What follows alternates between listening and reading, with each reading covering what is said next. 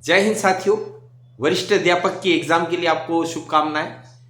परीक्षा हॉल में पेपर हल करने के लिए कुछ टिप्स। पहली टिप्स ये है कि ऑप्शन को आप हाथ रख करके ढक दीजिए और क्वेश्चन पढ़िए। क्वेश्चन पढ़ते ही दिमाग में कोई आंसर आएगा। अब आप ऑप्शन में देखिए वो उत्तर या उससे मिलता जुलता उत्तर आ रहा है तो डेफिनेटली वो सही है, उसमें कहीं कंफ्यूज होने की जरूरत बिल्कुल भी नहीं है। अगर इस तरह की स्थिति नहीं हो रही है तो फिर याद रखिए कि आपको जो एक्यूरेट आंसर पता है वो तो आपको भरना ही भरना है। ये टिप्स आपके कहां काम आएगी? जहां आप अंदाज लगाना चाह रहे हैं। रिस्क भी आप लीजिए, कैलकुलेटेड रिस्क, क्योंकि 1/3 माइनस मार्किंग है। अब क्वेश्चन आपके सामने है। क्वेश्चन को पढ़ते ही उसके ऑप्शन में से जिस ऑप्शन के लिए आपके अंदर से आवाज आ रही है यही है राइट चॉइस बेबी, आहा, याद रखिए उस ऑप्शन के सही होने का चांस काफी हद तक ज्यादा होता है। कुछ क्वेश्चन आपको ऐसे मिलेंगे ही सी जिसमें एक ऑप्शन ये भी होगा उपरोक्त सभी सही है। तो यूं मान के चलिए कि 90% बल्कि उससे भी ज्यादा उस ऑप्शन के सही होने के चांस ज्यादा होते हैं।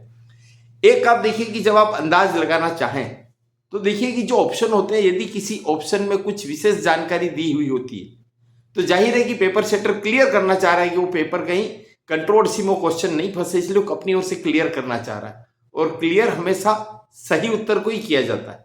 तो ऐसे में विशेष जानकारी वाला ऑप्शन उसके सही होने के चांस भी मैक्सिमम होते हैं। यदि कोई ऑप्शन लंबा हो बाकी अन्य ऑप्शन से और आपको उसका सही उत्तर नहीं पता है तब फिर आप उस लंबे ऑप्शन पर अपना दाव खेल सकते हैं, उस पर आप रिस्क ले सकते हैं।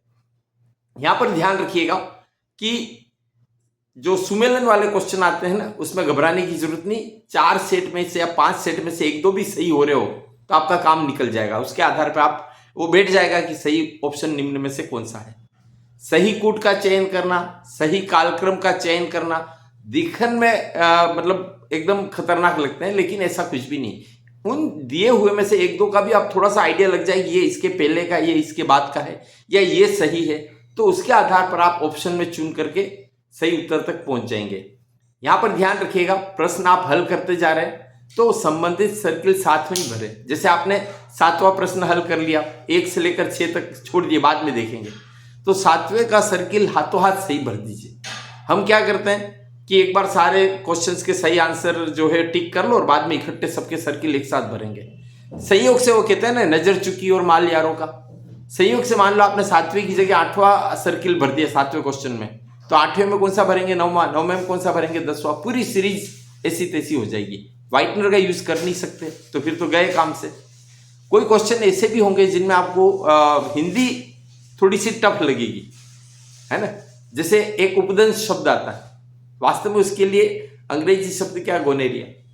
अब ऐसे बहुत सारी ऐसी परेशानियां होगी, बहुत सारे ऐसे शब्द होंगे, ठीक है ना। जैसे नत्रजन, नाइट्रोजन, है ना, उदजन, ऑक्सीजन, हाइड्रोजन वगैरह कंफ्यूजन होते हैं। तो आप इंग्लिश वर्जन जरूर देख लीजिए ताकि आपका उत्तर वहां से आपको मैच हो सके।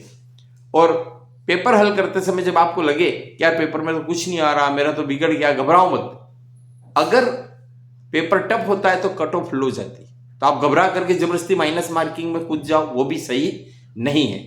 आपको पता ही है कि फर्स्ट पेपर में आपके 100 क्वेश्चन 2 घंटे में हल करने हैं। हर क्वेश्चन 2 मिनट का है।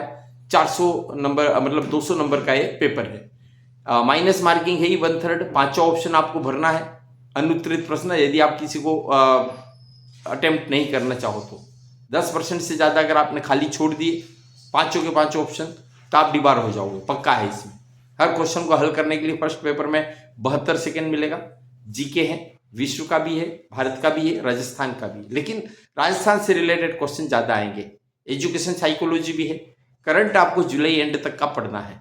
सेकेंड पेपर आपके अपने सब्जेक्ट का है, 300 अंक के हैं। 2.5 घंटे में 150 क्वेश्चन आपको हल करने हैं, यानी हर क्वेश्चन के लिए आपको 60 सेकेंड 1 मिनट का टाइम मिलेगा।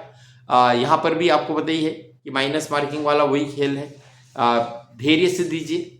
आपकी सफलता के लिए बधाई, शुभकामनाएं, धन्यवाद, जय हिंद।